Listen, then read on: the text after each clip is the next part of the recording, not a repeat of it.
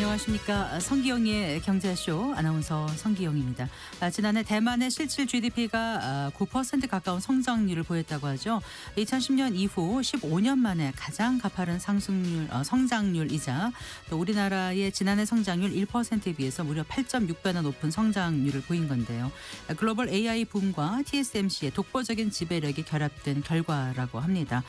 하지만 대만 국민들 마냥 웃을 수만은 없는 것이 지난해 1인당 GDP가 4만 달러에 육박해서 우리나라를 제친 것으로 나타났지만 정작 월 평균 임금은 우리나라의 70% 수준에 그쳤다고 합니다.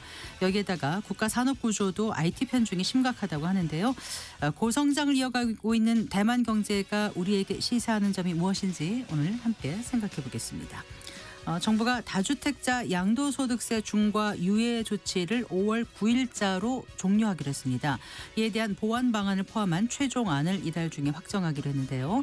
다주택자 양도세 중과 부활이 과연 부동산 시장 안정에 효과가 있을지 잠시 후 자세히 짚어보겠습니다. 이 시간 유튜브로도 함께합니다.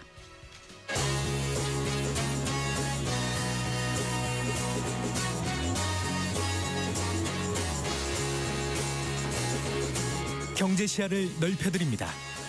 투자의 지름길을 안내합니다. 돈 되는 정보를 발견하는 시간. KBS 1라디오 경제쇼. 먼저 오늘의 주요 경제 뉴스부터 정리해드리겠습니다. 경제뉴스 브리핑 손석우 경제평론가와 함께합니다. 어서 나오십시오. 안녕하세요. 안녕하세요. 와, 오늘 코스피가 정말 많이 하락했죠. 예, 많이 빠졌습니다. 코스피도 그렇고 코스닥도 다 동반 하락. 이 미국발 충격이 좀 있습니다. 코스피가 오늘 3.86% 하락했고요. 네. 5,163.57에 거래를 마쳤습니다. 코스닥도 3.57% 하락한 1,108.41을 기록했습니다. 네. 수급을 보면 오늘 외국인과 기관이 동반 매도 하면서 네. 개인이 샀지만 사실 역부족이었고 무엇보다 이제 오늘은 투심이 정말 좋지 않았습니다. 시작부터 그렇습니다. 왜냐하면 이제 미국에서 지금 AI가 소프트웨어 산업을 대체할 것이다. 이제 뭐 이런 우려가 이제 확산되면서 지금 그 충격파가 계속 이어지고 있거든요. 간밤에도 미국에서 소프트웨어 관련주들 다 급락했고요. 뭐 기술주 전반으로 다 위기감이 확산되면서 크게 하락했습니다. 그러니까 필라델피아 반도체 지수가 4%대 급락하면서 대표적으로 이제 AMD 같은 경우도 급락 두 자릿수, 마이크론도 10% 넘게 AMD는 또 분기 매출 전망도 나쁘게 나왔잖아요. 네. 여러 가지 이유가 다 안 좋은 이유들이 겹쳐진 상황인 겁니다. 그러니까 오늘 우리 시장도 이 충격을 지금 정면으로 받았습니다. 그래서 오늘 삼성전자는 5%대, SK하이닉스는 6%대 정규장에서 하락했고요. 지금 시총 상위주도 뭐 다 파란불 켰다고 봐야 되고 이제 관건이 이거죠. 이 충격파가 언제까지 이어질 건가. 예를 들어서 이제 케빈 워시 차기 연준 의장 지명되고 나서 그 충격파는 사실 하루 만에 극복해냈잖아요. 그렇죠. 더 크게 극복해냈죠. 반등해냈죠. 이제 그러니까 내일 반등 여부를 우리 시장에서는 지켜보는 게 상당히 중요할 것 같습니다. 말씀하신 것처럼 인공지능 AI가 이제 소프트웨어 산업을 삼킬 것이라는 이런 우려가 나오면서 이제 기술주들 주가가 대폭 하락한 건데 그 하락 어느 정도나 지금 영향이 있었던 거예요? 이게 이제 시총 기준으로 보면 블룸버그 보도를 보면요.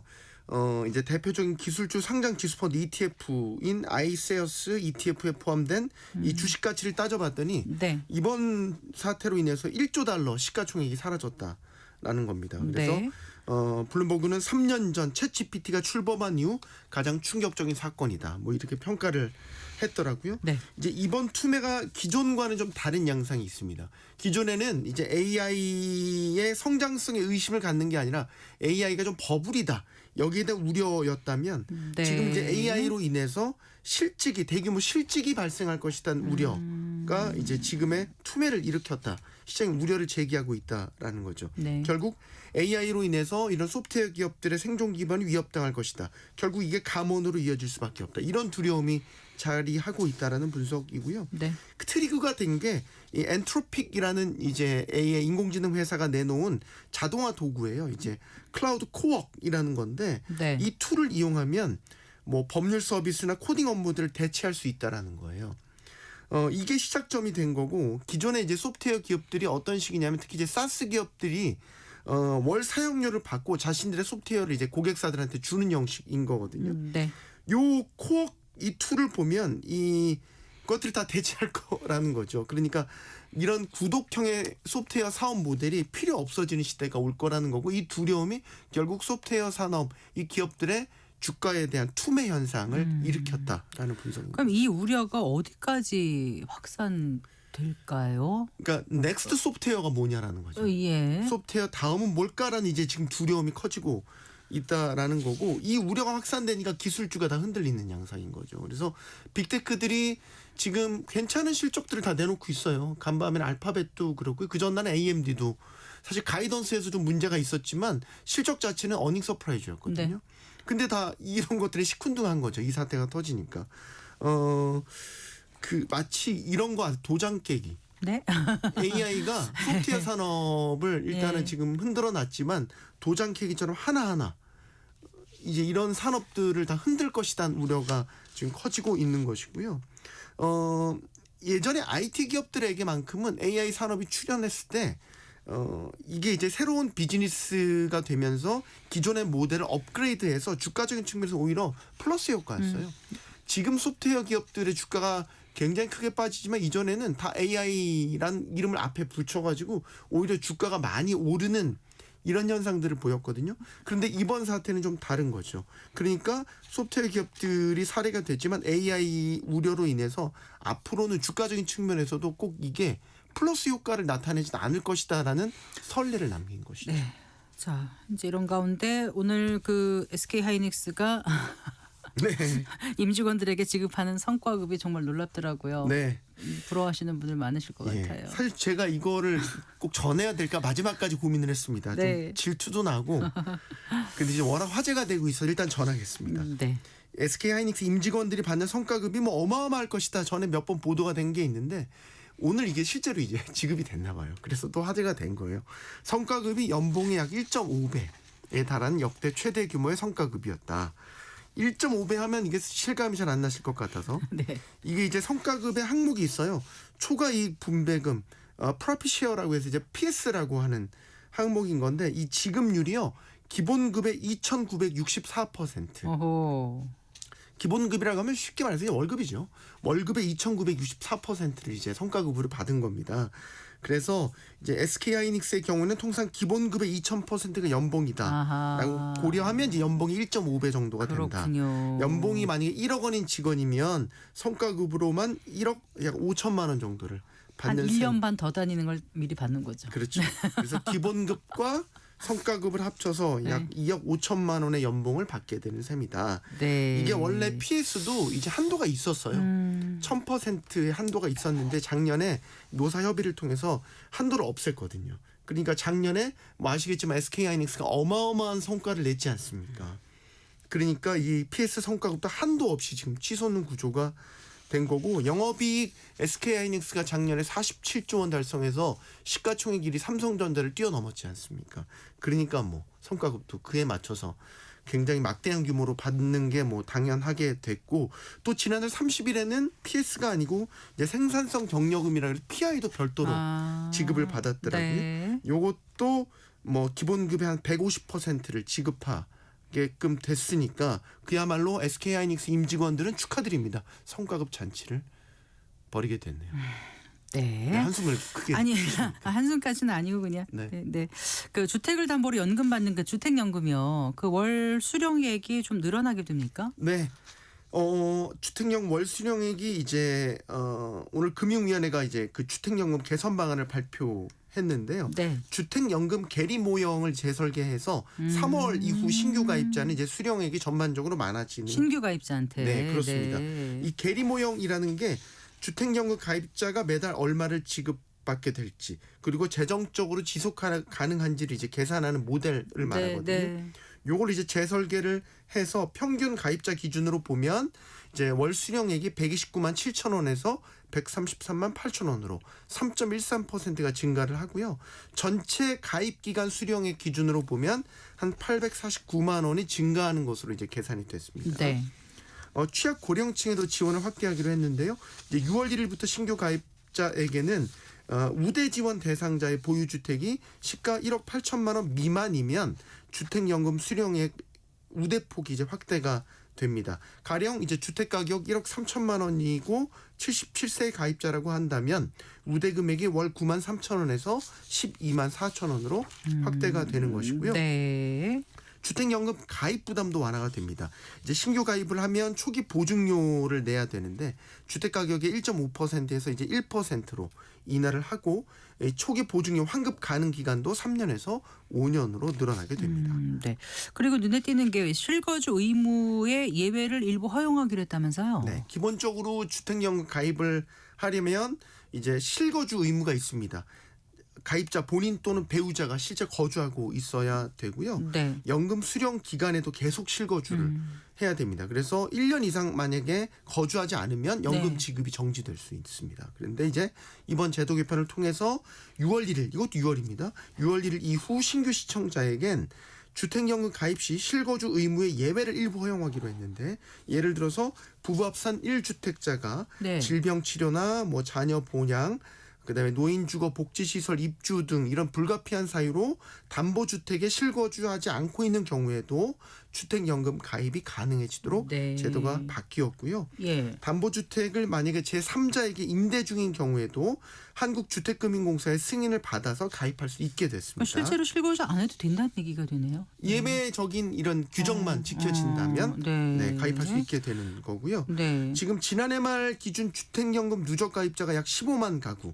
그래서 이제 가입률로 따지면 2% 수준인데 네. 이번 제도 개선으로 2030년까지 3%까지 가입률이 높아질 것으로 예상했습니다. 네, 잘 들었습니다. 고맙습니다. 감사합니다. 경제뉴스 브리핑 손석우 경제평론가였습니다.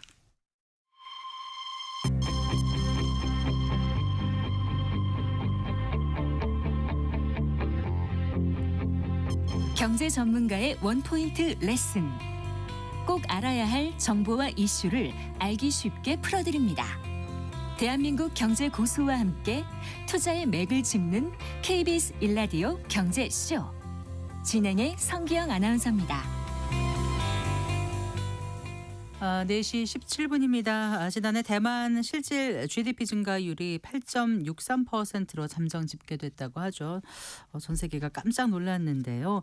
이런 고성장이 가능했던 건 이제 AI 붐 또 TSMC의 놀라운 실적이 뒷받침됐기 때문입니다.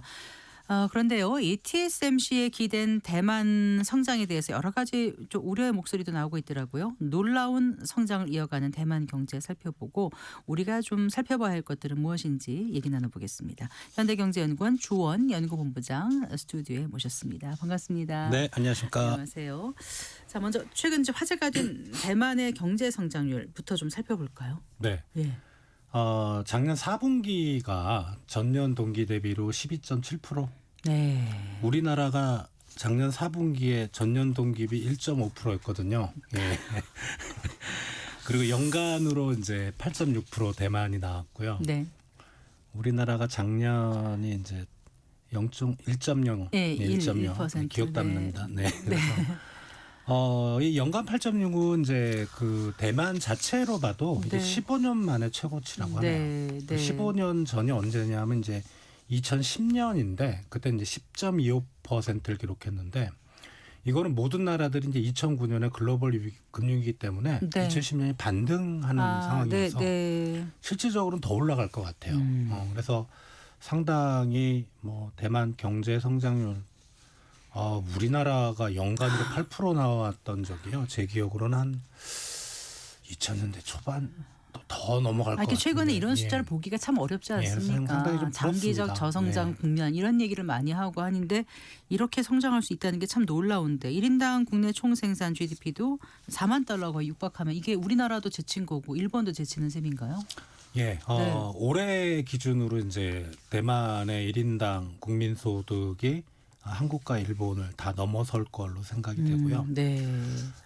한국은 이제 작년에 3년 만에 국민소득이 감소를 해버렸어요. 이게 환율 영향이 있긴 하지만 네, 그래서 뭐 집계 기간마다 좀 차이는 있지만 우리나라가 한 3만 6천 달러 그 네. 정도 나오고 네. 대만이 3만 8,700달러 정도. 예, 네. 그래서 이거는 일본도 아직 4만 달러를 못 들어가고 있거든요. 네, 네. 근데 IMF 전망치를 보면 대만은 이제 올해 기준으로 4만 달러를 넘습니다. 처음으로 이제 진입하는 거고요. 우리나라는 몇 년 후로 나오는 것 같은데요. 2028년 그러니까요. 정도 돼야 네. 4만 달러로 진입할 걸로. 이게 어떻게 보면 그날의 국력이고 위상이거든요. 그래서 우리가 지금 3만 달러 진입한 지가 꽤 됐는데 아직 4만 달러 진입하려면 몇 년을 더 있어야 되는데 네. 대만은 그냥 순식간에 올라와 버렸네요. 네, 그래요. 이렇게 이제 그 대만 GDP가 발표가 났을 때 정말 반도체를 앞세운 대만에 우리 한국이 추월당했다. 또 뭐 한국의 기초 체력이 떨어졌다. 우리 한국 경제에 무엇이 문제인가 막 언론 보도가 많이 나왔지 않습니까? 네. 어떻게 보세요? 기초 체력이 떨어진 거는 뭐 누구나 알고 있고요. 작년 경제 성장률 일단 형편없었잖아요. 근데 성장률이 작년에 떨어졌던 게 작년만 놓고 보면 제조업 쪽보다는 내수 쪽이었거든요. 그러니까 제조업은 수출 쪽이었고 네. 그리고 지금 삼성전자 하이닉스 주가를 보면 네. 그죠? 작년에 제 기억으로 삼성전자가 5만 달러 됐었나? 지금 뭐 5만 가까이. 달러 5만 원에서 네, 5만 20만 달러라서 순간 헷갈렸어요. 20만 원 지금 가까이 가고 있는데 아, 예. 5만 달러 때 좀 사시지. 지금 20만 원 가까이 가고 있는데 지금 사자고. 그러니까 아무튼 우리 반도체 산업도 좋았습니다. 확실히 좋았는데 네. 대만은 이제 반도체 산업이라고 하면 TSMC를 많이 생각하실 것 같고요. 네. 그게 파운드리. 네. 우리 삼성전자가 전혀 못 따라가고 있는 어떻게 보면 메모리 반도체 시장에서 파운드리가 절대적이거든요. 그렇죠. 파운드리하고 하이닉스가 지금 주력하고 있는 AI 주변의 HBM 반도체. 네. 반도체 경기가 좋고 그렇다 보니까 파운드리 시장이 너무 좋고 그러다 보니까 TSMC가 확 뛰어 올라갔고요. 이 사람들 IT 제조업 비중을 보면 네. 2025년 이제 올해 추정치긴 한데 네. 우리나라가 IT 제조업이 GDP 대비에 한 8%, 제조업의 한 29% 정도 되는데 네. 대만은 IT 제조업이 아마 거의 대부분 TSMC 쪽이겠죠. GDP 대비 22%, 제조업 대비 62%입니다. 제조업 대비 62%. 그러니까 잘 나가는 산업이 반도체인데 네, 그게 그쪽은 반도체에 거의 몰빵하다시피 했으니까 네. 경제가 확 뜰 수밖에 없는 거죠. 네, 그래요. 근데 이제 우리나라 경제가 글쎄요 산업 생산의 경우는 이제 말씀하신 것처럼 주요 수출 산업이 반도체가 견인한 반면에 제조업은 지금 이전만 못하지 않습니까? 계속 쪼그라들고 있다 이런 표현까지 쓸 정도인데 그리고 또 이제 내수도 특정 품목이라든가 업종에만 편향돼서 이제 격차가 벌어지고 있어서 흔히 말하는 이제 K자 형 이런 양극화가 문제라는 지적이 꽤 있었지 않습니까? 네. 근데 이제 대만을 이번에 보니까요. 2024년 기준인가요? GDP 대비 IT 제조업 비중 아까 좀 전에 말씀하셨지만 그거는 이제 제조업 중에서 IT 비중을 말씀하신 그렇죠. 거고 한은에서 발표한 거는 GDP 대비 IT 제조업 비중이 22.1%로 나와서 네. 이게 우리보다 훨씬 높다고 하더라고요. 네. 그러면 더 이런 K자 양극화 이게 우리보다 더 심한 건가요? 이 반도체를 포함해서 IT 제조업의 특성이 뭐냐면 예. 제조업도 우리가 좀 분류를 할 수가 있는데 예를 들어 조선업이나 자동차 산업은 물론 뭐 최근에 현대자동차에서 아틀라스 로봇 도입한다고 하지만 네. 조선업이나 자동차 산업 같은 경우는 노동 집약적, 그러니까 사람을 많이 쓰는 산업입니다. 네. 그러니까 그런 산업들이 고성장을 하면 그게 이제 사람을 많이 쓰고 고용을 통해서 소비로 이어지는 효과가 큰데 네.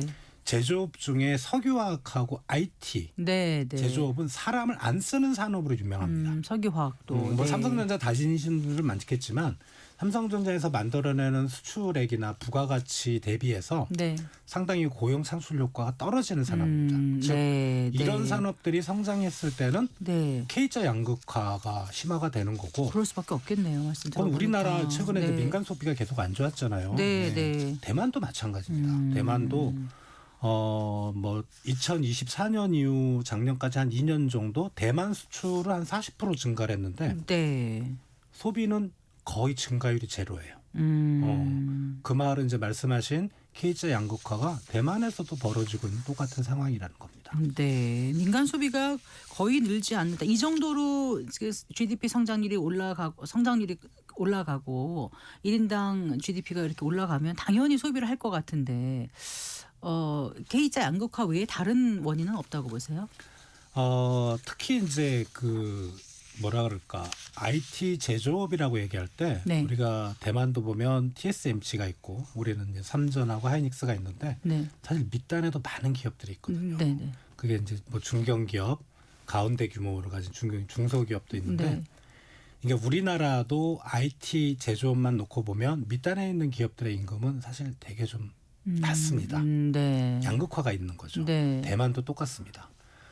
그러다 보니까 정작 이제 고용 창출이 많이 되는 그런 큰 반도체 기업들은 네. 많이 안 되는 반도체 기업들은 잘 나가고 있지만 네. 그런 어떤 경제적 성과랄까 이런 것들이 밑단으로 뿌려지지 못하는 거죠. 예, 그러다 보니까 이런 내수 침체로 이어진다고 보시면 될 것 그러니까 같습니다. 우리도 수출 잘 되고 있다. 코스피 5천을 넘는다. 이렇게 해도 막상 어디 이렇게 불황형 그 침체가 이어지는 골목 상권 이런 데도 많고 이런 걸 보면 실제로 이걸 이렇게 느끼지 못하는 사람들이 많지 않습니까? 근데 일본도 대만도 지금 그런 상황인 것 같아요. 그렇죠. 뭐 코스피 5천 간다고 오늘 제 기억으로 아마 거래소 이사장님인가 6천까지도 간다고 말씀하셨는데 네. 이제 사실 우리 국민 모두가 주식 투자를 하는 건 아니잖아요. 네. 예, 대부분 이제 청취자분들은 저게 뭔 소리지? 예, 나하고는 별로 상관이 없는데 이렇게 장사가 안 되지? 주식을 하더라도 예. 또 버는 사람이 또 절반을 확 넘는 것도 아닌 것 같고요. 그렇죠. 네. 그러니까 어떻게 보면은 그런 모습은 실제로 좀 상실감이라 할까 네. 국민들한테 우리나라도 그렇겠지만 대만도 네. 이제 그런 모습들이 분명히 있을 거로 생각이 듭니다. 네. 그래요. 이제 아까 말씀하신 대로 그 반도체 수출은 늘어나도 수출 실적 대비 당연히 고용 창출은 적을 것 같아요. 그 아까 석유화학하고 반도체는 그렇다고 말씀하셨잖아요. IT 산업 쪽에 네. 특히. 근데 이제 대만의 그 TSMC가 2013년 이후에 10년간 영업이익이 400% 이상 늘어나면서 시가총액이 엄청 늘어났죠. 1조 6,500억 달러. 예, 글로벌 순위가 아마 6위로 제가 알고 있습니다. 네, 그리고 반도체 기업은 엔비디아에 이어서 2위라고 예. 하던데 그런데 이제 그 정말 기업만 지금 웃고 있는 게 아닌가 일부 기업만 이런 생각이 들거든요. 근데 그 기업 실적 가운데 아주 일부만 이게 노동소득으로 간 걸까요? 그 노동소득 분배율이라는 게 네. 다른 나라들보다 현저히 낮다라는 분석이 나오고 있어요. 요즘 이제 노동소득 분배율을 잘 얘기를 안 해서 네. 어떤 개념인지 이걸 어떻게 봐야 되는지 좀 설명을 간단하게 부탁드립니다. 이제 네. 기업이 이제 어떤 이제 돈을 비용 다 처리하고요. 네. 그럼 남는 돈이 있을 거 아닙니까? 남는 돈은 이제 기업에 이제 들어가는 생산 요소라고 하죠. 근로자들이 일하는 파트가 있고 네. 그걸 노동이라고 합니다. 네. 그리고 이제 자본 쪽, 네. 예, 자본 쪽에서 기여하는 바가 있고 네. 또 정부가 떼어가는 부분들이 있습니다. 네. 그럴 때 이 남는 돈을 가지고 네. 근로자들이 어떤 일한 그런 근로소득으로 얼마나 줬느냐 그 분배가 비율인 됐느냐. 거죠. 예. 네. 그게 이제 대만 같은 경우가 2024년에 43% 전체 100의 이익을 냈다면 네. 이제 그 안에서 일한 근로자들이 43을 가져갔는데 네. 우리나라가 48%고요. 미국은 51%입니다. 현저히 낮은 거죠. 예. 네. 보통 한 절반 정도는 돈은 가져가는 게 예. 보통 통상인가 봐요. 그러니까 이제 반도체 기업들이 말씀하신 대로 엄청나게 이익은 냈는데 대만에 사는 국민들은 체감이 안 되겠네요. 대부분. 돈을 뭐 충분히 못 받았다고밖에는 생각할 수 없는 거죠. 예. 네. 실제로 지난해 1월부터 10월까지 그 집계된 대만 월 평균 임금 보니까 우리 돈을 한 290만 원 정도라고 하더라고요. 예. 그러니까 우리나라가 그러니까 한 거의 4만 달러를 가는데 예. 290만 원이라는 게 글쎄요. 그러니까 그 TSMC 다니는 대만 국민들은 많이 받겠죠. 그죠? 근데 그걸 이제 모든 국민들로 이제 평균을 내보면 네. 한 290만 원이고 우리나라가 한 420만 원 정도. 우리가 420만 원. 그러니까 70% 수준밖에 안 되는 거잖아요. 그러니까 네. TSMC라는 큰 기업 빼놓고 나머지 기업들의 임금이 현저히 확 낮은 겁니다. 이렇게 평균을 냈을 때 이 정도밖에 안 되고 어떻게 보면은 이게 어쩔 수 없는 상황인 것 같아요. 이 대만의 어떤 경제 구조가 그리고 우리나라 국토의 한 35% 그리고 인구는 우리나라의 한 40% 정도, 45% 정도 되거든요. 그러니까 네. 그만큼 우리나라도 작다 그러는데 네. 워낙 작으니까 사실 그런 TSMC라도 없었으면 어허. 이미 더 힘들었겠죠. 네. 예, 아무튼 뭐 그럼에도 불구하고 임금 수준은 상당히 좀 낮고요. 네. 다만 이제 최근에 제 지인들이 대만 갔다 온 사람들 얘기 들어보면 네.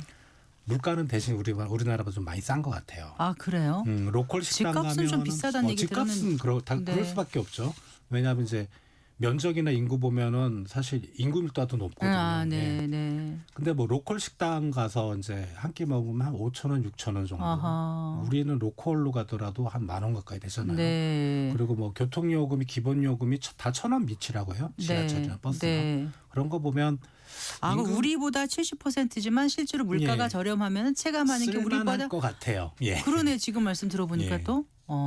그렇군요. 근데 이제 우리는 보통 대기업과 중소기업의 임금 격차 오래 항상 이렇게 벌어져 있었고 최근에서는 또 특정 기업들에게 이제 많이 그 성과급이 지급되고 급여가 높아지다 보니까 더 이제 K자형으로 벌어지고 있는데 네. 왜 대만은 이렇게 소득이 이렇게 많이 늘어나고 있는데도 그러니까 그 성장을 하고 있는데도 불구하고 가져가는 분배율이 낮은 걸까요? 혹시 분석해 보신 적 있으신가요? 네. 이거는 사실 경제적인 이유보다는 좀 정치적인 이유 같아요. 무슨 이게 말씀이시죠? 네. 저도 이제 이 대만 국민 소득이 너무 빨리 올라가서 네. 왜 그랬을까? 그리고 또 이제 격차도 많이 우리보다 더 격차가 크거든요. 네. 대기업 중소기업 간에 비교를 했을 때 2024년이 경총 자료인데 네. 격차가 우리나라가 이제 중소기업이 100이라면 임금이 비중소기업 그러니까 중견이나 대기업 쪽이 116이거든요. 16 정도의 격차인데 네. 대만은 22가 납니다. 아, 오히려 우리보다 그래요. 더 벌어져 있거든요. 그러면 이제 사실 우리는 7, 80년대 고도 성장하면서 민주화가 많이 되고 네. 노조 활동 예. 그래서 임금이 사실은 좀 많이 좀 쫓아왔어요. 네. 과거보다. 네. 근데 대만 같은 경우는 그 사실은 그 중국의 위협이라고 할까? 그런 게 항상 갇혀 있다 보니까 대만 정부가 일부러 좀 억눌렀던 측면 네. 그리고 노조 조직률이 상당히 좀 낮아요. 문화 자체가. 네. 그거를 뭐 대만 정부가 어떻게 했다 이런다기보다는 국민성 자체가 네. 너무 협소한 영토에 네. 중국으로부터 위협도 받고 있고 그러다 보니까 뭐 우리 과거에 그런 거 있었잖아요. 뭐 시장보다는 안보가 우선이다. 그런 어떤 국민적인 정서도 좀 영향을 미쳤던 그 것 같고요. 작은 단위의 사업장도 좀 많아서 노조 결성도 어렵고 그렇죠. 그러니까 또 큰 기업이라 우리는 이제 노조 활동이 활발했던 게 이렇게 대기업 중심이다 보니까 네, 그죠. 네. 거기에 이제 노조의 그 파워라는 거는 사람 수거든요. 근데 대만은 네. TSMC 빼고는 거의 없어요. 네, 그리고 예. 가족 기업도 많고 예. 또 뭐 온정적 문화도 좀 있다고 하더라고요. 예, 여러 그러니까 가지 이제 임금이 좀 낮은 단에서는 네. 그렇게 빨리 올라가지 못할 걸로 생각이 듭니다. 아, 그래요. 사실 이제 뭐 우리가 대만 얘기를 하는 게 뭐 대만 걱정을 하려고 하는 게 아니라 이걸 보면서 우리는 이제 앞으로 어떻게 가야 될까 이런 방향성을 좀 생각해 보기 위해서 오늘 이 주제가 잡힌 건데요. 그 대만의 그 물가나 반도체 산업 외에 다른 산업이라든가 내수 경기는 괜찮다고 보는 건가요? 그러면 아니요, 지금 민간 소비 같은 경우는 안 좋다고 하셨죠. 예, 계속 네. 안 좋은 거죠. 그러니까 네. 어떻게 보면 내수는 상당히 위축이 돼 있고요. 네. 오로지 이제 TSMC라는 반도체 기업이 끌고 가고 있는데, 혹시라도 이 TSMC가 네, 어떤 변화가 생기면 그게 문제인 거죠. 어떻게 되는 예. 거죠? 그러면은 이제 대만 경제는 역성장으로 바로 들어가는 거고요. 네. 다만 이제 TSMC는 너무 잘 나가서 제 느낌으로는 향후 몇 년 내에 TSMC 가 잘못될 것 같지는 않고. 네. 근데 지금 우리 주식시장이나 한국 경제도 마찬가지거든요. 예, 삼전하고 하이닉스가 잘 나가고 있지만 반도체 경기가 또 어떻게 될지 모르잖아요. 이제 그런 걸 생각할 때 너무 한쪽에 대한 집중도 이게 정말 좋은 건가. 예, 그거는 우리가 좀 생각을 해봐야 될 것 같고. 네. 대만이 국민소득이 우리나라를 넘었다는 거에 대해서 우리가 너무 부러워하지는 말자. 예, 그런 생각을 좀 가져봅니다. 네, 어쨌든 반도체 독주가 이어지고 있다고 해도 과언이 아니지 않습니까? 우리 나라도 그렇기 때문에 산업 평중에 대한 부작용을 좀 경계해야 될 것 같다 이런 생각이 들고요. 정부가 그 2026년 경제 성장 전략을 이제 그 내놨는데 살펴보시니까 실제로 반도체나 AI 산업을 성장시키겠다는 의지가 있는 거 아닌가요? 그럼 더 그쪽으로 또 편중되는 거 아닌가 싶기도 하고 다른 제조업은 어떻게 활성화시켜야 되는지 이런 문제를 좀 생각해봐야 될 것 같아서요. 지금은 근데 AI를 편중할 수밖에 또 없는 상황입니다. 우리가 알면서도 네. 이렇게 한쪽으로 편중된다는 게 상당히 위험하다는 걸 알면서도 네. 지금 가장 빠르게 성장하는 쪽이 그쪽이니까 어쩔 수 없는 그런 상황인 것 같고요. 네. 다만 이제 대만의 사례에서 보면은 이제 국민 소득 높아지고 경제 성장률이 뭐 상당히 높은 수준이지만 내수를 안 이어진다는 거거든요. 그럼 이럴 때는 정부가 네. 우리나라도 지금 같은 상황인데 내수에 대해서 신경을 써야 돼요. 네. 어떤 식으로든지. 그렇다고 작년처럼 추경, 뭐 소비 쿠폰 나눠주자 이거는 또 아닌 것 같고. 그럼 어떻게 해야 되죠? 이럴 때는 이제 일자리를 만들어야 될 것 같아요. 네. 어떤 식으로든지 그게 네. 공공 일자리. 문재인 정부 때 이제 그런 정책을 많이 썼잖아요. 네, 네. 그런 일자리가 사실은 내수를 받칠 수 있는 힘이기 때문에 네. AI는 AI대로 가되 그게 이제 어떻게 보면은 K자형 양극화가 심화되지 않도록 네. 정부가 많이 노력을 해야 될 부분이 이제 그런 부분이라고 생각이 일단 됩니다. 대략 우리가 올해는 한국 경제가 한 2%대로 성장할 것으로 전망되고 있는데 고용 부진은 또 이어질 것이다. 이런 얘기가 있어서 지금 말씀하신 것처럼 어떻게 일자리를 확대할 수 있을지가 관건인 것 같습니다. 네. 네. 이제 뭐 고용은 사실 뭐 최근에 좀 정부 쪽에서 일자리를 많이 하는 것 같아요. 그러니까 네, 보건 네. 환경 이쪽에 서비스업 일자리가 좀 많이 있는 거 봐서는 이제 정부도 많이 신경을 쓰고 있는데 결국은 이제 우리 생산 가능 인구도 줄고요. 네. 그렇다 보니까 이제 일할 사람은 없고 그리고 이제 중소기업 단에 가면 사실 그쪽은 취업난이 아니고 고용난입니다. 계속 그 얘기 이런 하더라고요. 사람이 없어요. 네. 그러니까 그런 부분에 대한 어떤 고용 시장의 수급, 뭐 외국인 근로자를 쓰든 우리나라 청년층의 어떤 원하는 그런 일자리를 만들든 이 고용 정책이 이제는 우리가 가장 신경 써야 될 부분. 왜냐하면 우리 삼전 하이닉스 사실 정부가 신경 안 쓰더라도 잘 나가요. 잘 하잖아요. 네. 하니까 네. 그쪽보다는 좀 올겨울 많이 추운데 이 빙벽에 갇혀 있는 네. 안 되는 부분에 대한 그런 부분에 대한 정부가 좀 더 신경을 써야 되지 않을까 사실 정책을 생각합니다. 마련해서 이게 효과가 나타나고 온기가 퍼지려면 시차가 발생하지 않습니까? 지금 말씀하신 빙벽이라는 그런 말씀하셨는데 서민들 같은 경우에 이럴 때 어떻게 탈출구를 찾을 수 있을지 어떻게 생존 전략을 가져가야 될지 혹시 뭐 덧붙여 주실 말씀 없을까요? 요새 저는 이제 이코노미스트이기 때문에 사실 실물 경제만 보고 최근에 자산 시장이 올라가고 막 오르락내리락 하는 그래요. 게 상당히 네. 좀 불안합니다. 그러시죠. 네. 근데 이럴 때 과거에를 보면은 이제 이게 뒤늦게. 포보라 그러죠. 예. 네. 그래서 나만 아웃되는 게 아닌가. 서민들은 그렇게 안 하셨으면 좋겠어요. 예. 자산 시장은 자산 시장대로 가되 네. 좀 건전하다는 말을 쓰면 좀 주식시장이 비건전한 건 아닌데. 물론 그런 뜻 아니시라는 네. 걸 알고 있습니다. 네. 그러나 부채라든가 이게 경제나 시장이 안 좋을 때도 생각을 해야 될 것 같고 네. 그래서 그런 부분에서 우리가 뭐 우리 주식시장이 지금 뭐 반도체 중심으로 올라가고 있지만 너무 거기에 시선을 뺏겨서는 안 된다고 생각이 어떤 됩니다. 대내 충격이 오더라도 버틸 수 있는 만큼의 선에서 뭔가 투자를 하든가 그렇게 해야 될 것 같네요. 네, 말씀 잘 들었습니다. 고맙습니다. 감사합니다. 네, 조원 현대경제연구원 연구본부장과 얘기 나눠봤습니다.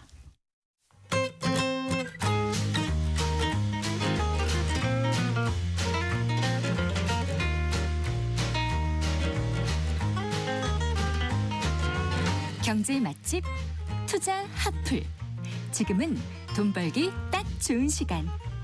KBS 1라디오 경제쇼. 4시 39분입니다. 한 주간 집값 동향 살펴보고 실생활에 도움이 되는 부동산 관련 소식들 발빠르게 전해드리고 있습니다. 오늘도 김인만 부동산 경제연구소장과 함께합니다. 어서 나오십시오. 안녕하세요. 안녕하세요.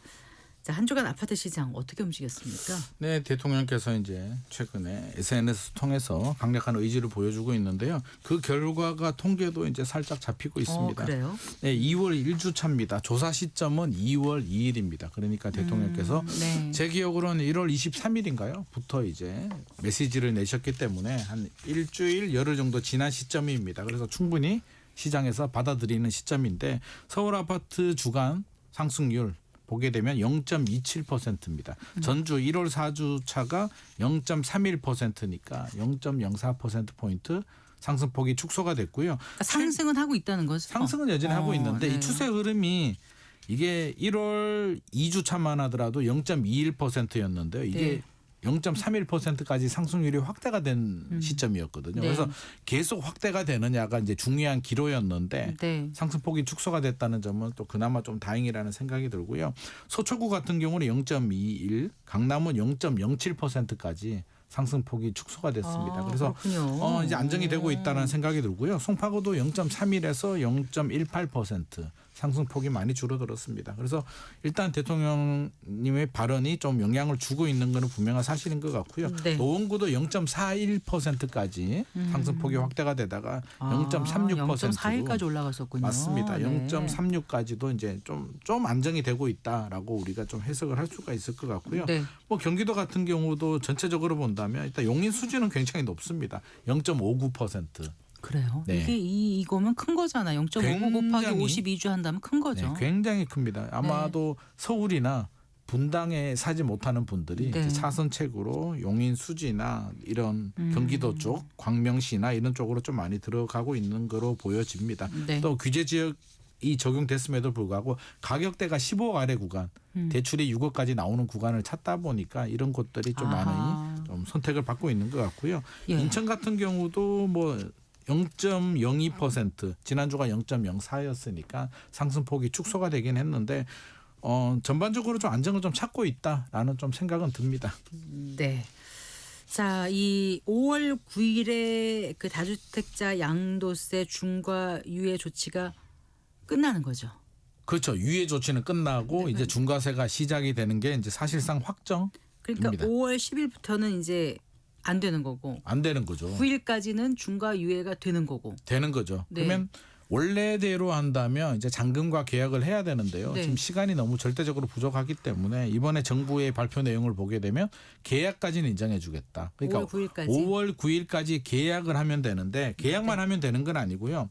이제 두 개 지역으로 나눠집니다. 2017년 9월에 지정된 곳들 네. 강남 3구, 용산구 이 네 개 지역들 있잖아요. 뭐가 지정이 됐어요? 규제 지역으로 지정된 조정 곳들. 대상 지역인 그렇습니다. 거예요? 네. 네네. 조정 대상 지역으로 지정된 곳은 3개월 시간 줍니다. 음. 그러니까 5월 9일까지 계약을 하게 되면 8월 9일까지 잔금 등기를 하면 중과세 빼주겠다, 유예를 해주겠다라는 네. 겁니다. 그래서 3개월 시간을 주고요.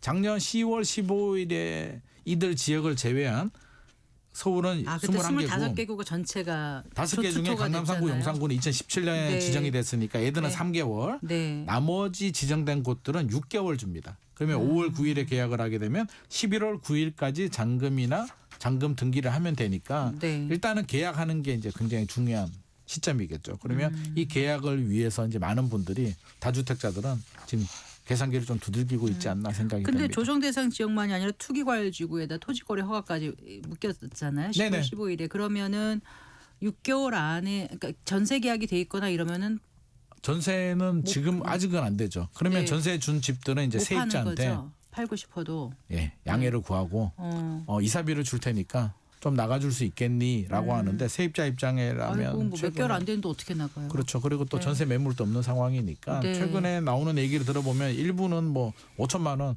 뭐 1억 얘기도 나온다고 합니다. 그래서 이사비를 이사비 조건으로. 네. 그러니까 그 얘기는 나가기 싫다는 의미라고 그건 저는. 사인간에 거래니까 가능한 건가요? 불법 이런 게 아니잖아요. 불법은 아니고요. 뭐 칼자루를 세입자가 쥐고 있으니까 이 주인은 그래요? 중과세를 피하기 위해서 팔아야 되는데 네. 세입자는 나가기 싫으니까 제 생각에는 1억을 달라는 의미라기보다는 그렇게 좀 대립을 하고 있는 상황인 그러니까 것 원래 같습니다. 법상으로는 다주택자 양도세 중과가 잡혔는데 그걸 시행령으로 유예해줬던 게 그렇죠, 이제 그렇죠. 다시 그 시행령이 떨어져 나가는 거잖아요. 이제 연장 1년 단위로 2022년부터 1년 단위로 연장을 해주다가 네. 이번에는 이제 연장 안 해주기로 그래서 했으니까 연장 이제 안 해줘서 부활하는 이제 거죠. 양도세 중과가 확실하게 된 거잖아요. 네네 맞습니다. 현장 분위기 어때요? 가보시니까. 현장 분위기 보게 되면 일단은 영향은 분명히 있습니다. 없을 수는 없죠. 그렇겠죠. 중과세 부담스러운데 네, 네. 물론 뭐 보유 전략을 생각하시는 분들도 있겠으나 팔아야 되는 분들도 있는데 강남 쪽은 한 11% 정도 매물이 늘어난 것으로 지금 집계가 되고 있고요. 네. 현장 분위기 좀 체크를 해보니까 실제로 금매가 나오긴 합니다. 뭐 5천만 원, 1억 정도는 당연히 조정이 되고요.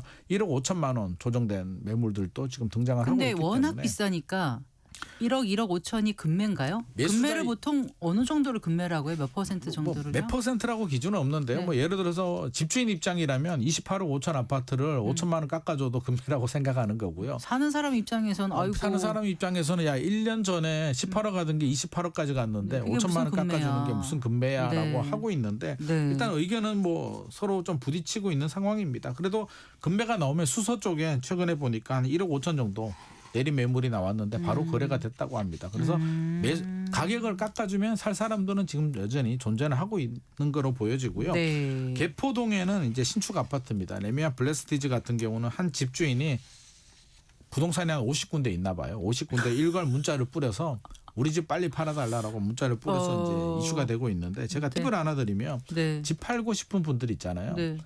빨리 팔고 싶은 마음에 이렇게 50군데 네. 다 뿌리면 오히려 안 됩니다. 계약이. 그런가요? 왜 안 되냐면 네. 중개사 입장에서 생각해 보게 되면 내가 성공 확률, 계약 확률이 높은 곳에 광고도 하고 노력을 많이 할 텐데 그리고 또 단독으로 중개 수수료를 받을 수도 있으니까. 맞습니다. 그런데 50군데 부동산이 매물을 가지고 있으면 내가 계약을 승사할 확률이 떨어지기 때문에 네. 이렇게 하지 마시고 계약을 좀 빨리 잘하고 싶다면 아는 부동산이나 잘하는 부동산 한 곳, 두 곳 정도에 오히려 계약을 빨리 하게 되면 내가 인센티브를 주겠다라고 당근 전략을 하는 게 훨씬 더 유리한 마음이 전략으로 급하니까 그렇게 생각합니다. 한 것 같습니다. 네네. 자, 근데 이게 금매가 나올 수도 있고요. 이제 가격이 더 떨어질 수도 있고 한데 또 한편으로는 아 이렇게 하느니 뭐 증여를 한다, 뭐 다른 출구 전략을 찾을 수도 있다 이런 얘기들도 나오더라고요. 그 부분은 어떻게 보세요? 집주인들 입장이라면 여러 가지 고민을 하겠죠. 네. 일단 뭐 팔고 싶은 분들도 분명히 존재를 하는 거고요. 팔기 싫은 분들 특히 이제 5월 9일이 지나면 중과세가 적용이 되잖아요. 그럼 3주택자 이상이면 82.5%가 네. 되는데 네. 그러면 10억 남으면 한 8억 정도 이제 세금을 내야 되는데 네. 그걸 이제 개인 입장이라면 8억 세금 내는 거 거기에 플러스 대출이자 낸 거 네. 보유세 낸 거 처음에 취득세 낸 거. 그거 다 감안해 보면 취득세는 이제 필요경비에서 빼주지만 빼주죠. 네. 보유세는 안 빼주거든요. 그렇죠. 그렇게 생각하면 실질적으로 마이너스이기 때문에 5월 9일 지나면 나는 못 팔아. 전세 준 집들도 그렇고요. 그런 분들은 이제 전세금 내줄 돈도 없을 수도 있을 것 같아요. 없을 수도 있죠. 네, 그러면 이제 그런 분들이 다주택자면요. 선택할 수 있는 방법은 네. 첫 번째는 자녀한테 증여를 해주겠다. 네. 제가 주변에 다주택자들한테 인터뷰를 좀 해보니까 네. 증여를 해주겠다는 분들도 분명히 근데 존재하고 있고요. 다주택자가 지금 이제 규제가 강화되는 건데 자녀가 주택이 있는 경우는 자녀를 다주택자로 만드니까 그것도 자녀가 이제 선택지가 무주택이면 무주택일 때 하면 예. 어차피 사랑하는 자녀한테 줄 거 만약에 10년 후에 주게 되면 그 사이 집값이 올라가게 되면 증여세가 또 더 높아지니까 네, 네. 그래 이번 기회에 주자. 82.5%보다 낫다. 낮고 네. 어차피 주면 또 10년 후에 올라가 있을 수도 있으니 파는 것보다는 내 자녀한테 남한테 주는 주느니, 게 네, 맞습니다. 혈이 그런 갖다 전략을 주겠다. 하시는 분들도 있고요. 네. 제가 며칠 전에 잠실에서 만난 분은 네. 이제 전세를 주고 있었는데 이제 보유세도 올라갈 것 같잖아요. 아무리 봐도.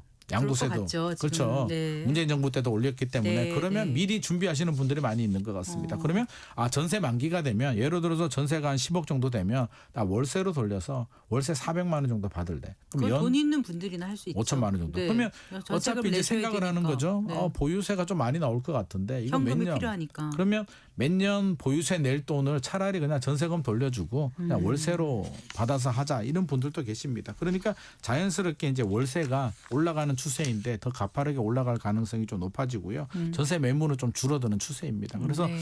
계산기가 굉장히 좀 복잡해졌다. 네. 셈법이 복잡해졌다는 말씀 드리고 싶습니다. 네.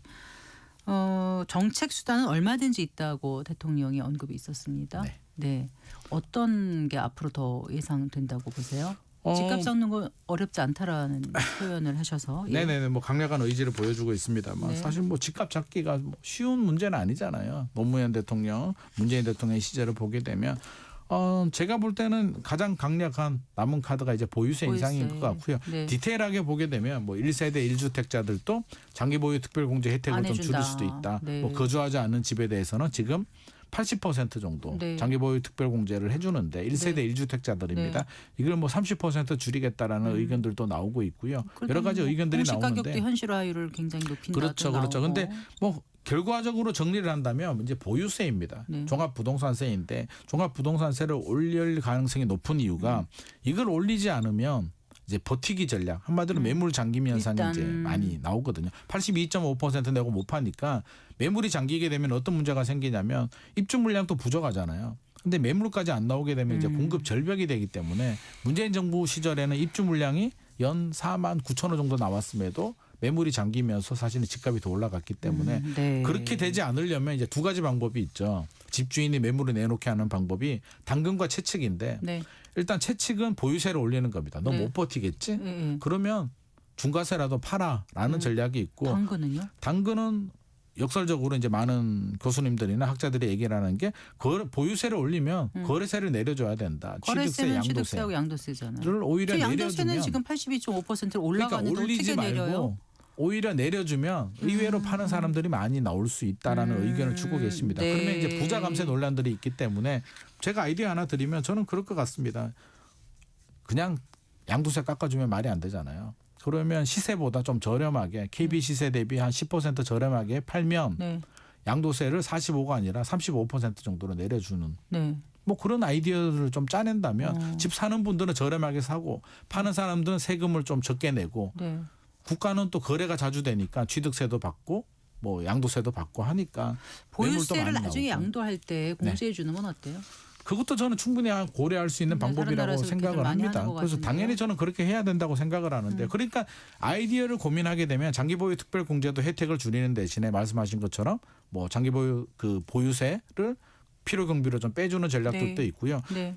1세대 1주택자 양도세 비과세 기준도 사실 네. 물가 상승률이나 집값 상승률보다 너무 반영이 안 되고 있기 때문에 네. 그런 것도 현실화를 하면서 자연스럽게 사실 너무 집값이 올랐는데 맞습니다. 10년 살았다고 너무 많이 세금 혜택을 주는 것도 사실 그러니까 식상해서는 장기보유 특별공제 혜택을 줄이게 되면 이제 네. 비과세 같은 경우 기준 가격을 좀 올려준다든지 어허. 종합적으로 아하. 그러니까 세금을 종합적으로 좀 검토할 필요는 충분히 네. 있을 것 같습니다. 어쨌든 지금 청와대 참모들이라든가 여당 의원들에 대한 이제 그러니까 다주택을 네네. 이신 다주택자인 분들에 네네. 대한 비판 아닌 비판이 있어서 그럼 약간 좀 그렇죠. 매물도 나오고 하는 것 같아요, 그분들. 네. 이게 왜냐하면 문재인 정부 시절에도 이제 똑같은 논란이 있었던 지역들인데 이제 이분들이 저는 사실 투기했다고 생각하지는 않습니다. 그냥 네. 하다 보면 청와대 대변인 또 강남에 아파트 한 채 있고 부모님이 거주하는 용인집 하나 있는데 네, 네. 뭐 필요해서 이제 2주택이 된 경우인데 네. 상황이 이렇다 보니 이제 많은 비난을 받고 있는 거고요. 용인집을 이제 내놨다고 하는데 또 많은 분들이 그런 말씀을 하시더라고요. 강남집을 안 팔고 용인집을 팔았다라고 하는데 저는 그거는 뭐 자연스러운 현상 아닐까. 그렇게까지 얘기할 수는 없을 것 같습니다. 나라면 어느 걸 팔까 생각하면은 저라도 역지사지해야 강남집을 가져가지 되지 않을까 싶은데 네. 아무튼 전체적으로 이제 분위기가 좀 격앙이 되다 보니 이제 그런 얘기들이 나오고 있습니다. 그래서 저는 좀 차분하게 좀 안정을 좀 찾을 필요는 있을 것 같고요. 주택시장 안정을 위해서는 결국에는 매물이 나와야 된다는 점은 굉장히 중요한 포인트인 것 같습니다. 네. 지금 말씀하신 경우처럼 2주택, 뭐 부모님 봉양이라든가 여러 가지 이유로 한 2주택자가 되거나 뭐 한 3주택자 이렇게 해서 민간에 어떤 임대를 공급하는 역할을 했던 다주택자하고 네. 수십 채 수백 채에서 뭐 전세 사기까지 일으키는 또 다주택자랑 분명히 이제 구별이 될 텐데 네네, 맞습니다. 정말 다주택자가 집값을 올리는 것인가 이런 문제에 대한 것도 좀 고민을 해봐야 될 것 같기도 이거는 하다는 지적이 꽤 있더라고요. 의견이 좀 분분한 얘기인데 네. 일단 우리가 단순하게 생각하게 되면 주택수 많이 가지게 되면 굉장히 나빠. 제한된 재화를 혼자 너무 많이 가져가면 안 되라고 하는데 아파트와 비아파트는 좀 구분할 필요가 있을 것 같고요. 네. 오피스텔이나 다세대 같은 경우는 전세 사기, 역전세가 생기지 않도록 관리 포인트를 거기다 좀 집중을 좀 할 필요는 있을 것 같고요. 네. 주택 같은 경우는 최근에 똘똘한 채가 트렌드이기 때문에 네. 다주택 비중이 2017년, 18년 15.6%에서 네. 최근 13.9%로 내려왔거든요. 다주택 2주택 이상. 그러니까 다주택을 하시는 분들은 최근에는 많지 않아졌습니다. 네. 예전부터 가지고 있던 분들이 지금까지 이어오고 있기 때문에 네. 이분들이 팔 수 있도록 네. 이제 매물을 내놔서 팔고 그 돈을 주식도 투자하고 좀 국내 소비도 좀 할 수 있도록 그런 전략들을 좀 전반적으로 좀 고민을 좀 해야 될 때가 아닌가 하는 생각을 하고 있습니다. 네, 말씀 잘 들었습니다. 고맙습니다. 감사합니다. 네, 김인만 부동산 경제연구소장과 함께했습니다. 마칠 시간입니다. 성기영의 경제쇼 오늘 순서 여기까지입니다. 아나운서 성기영이었습니다. 고맙습니다.